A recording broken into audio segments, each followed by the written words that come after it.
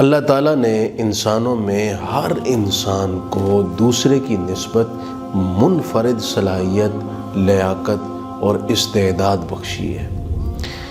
مستقبل میں کامیابی کے لیے بہت اہم ہے کہ بندہ اپنی صلاحیت کے ریلیونٹ میدان کا انتخاب کر کے اس میں محنت کرے۔ رسول پاک صلی اللہ علیہ وآلہ وسلم کے عالمگیر انقلاب کا ایک راز یہ بھی تھا، آپ نے صحابہ کرام علیہم رضوان میں سے ہر صحابی سے وہ کام لیا جو ان کی لیاقت، ان کی صلاحیت کے عین مطابق تھا۔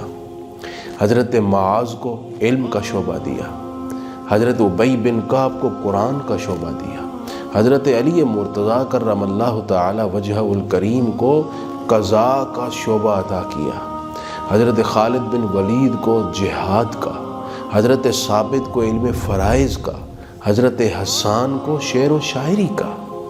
تو ہر ایک نے اپنے میدان میں جد و جہد کی تو ایک عالمگیر انقلاب برپا ہو گیا۔ اپنی صلاحیتوں کو پہچانے بغیر دوسروں کی نقل کرنا اور اس کا رنگ اپنے اوپر چڑھانا، یہ اپنے ارادے، اپنی صلاحیت اور اپنی انفرادیت کا گلا گھونٹنے کے مترادف ہے۔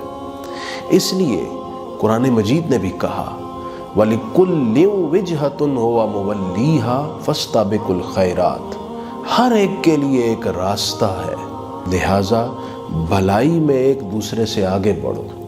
حضرت سیدنا صدیق اکبر رضی اللہ تعالیٰ عنہ نے اپنی نرمی اور لطف و کرم سے امت مسلمہ کو نفع بخشا۔ حضرت عمر رضی اللہ تعالیٰ عنہ نے اپنی شدت اور صلابت سے دین الہی کی نصرت کی۔ ہر ایک نے اپنے میدان میں کام کیا۔ آج پرابلم یہ ہے کہ ہر نوجوان دوسرے کے میدان میں تباہ آزمائی کر رہا ہے، اپنی صلاحیت کو پہچان کر اس کے مطابق اپنی توانائی صرف نہیں کر رہا۔ کامیابی اور کامرانی کے لیے، آگے بڑھنے کے لیے، مستقبل میں نام پیدا کرنے کے لیے اپنے آپ کو پہچانیں۔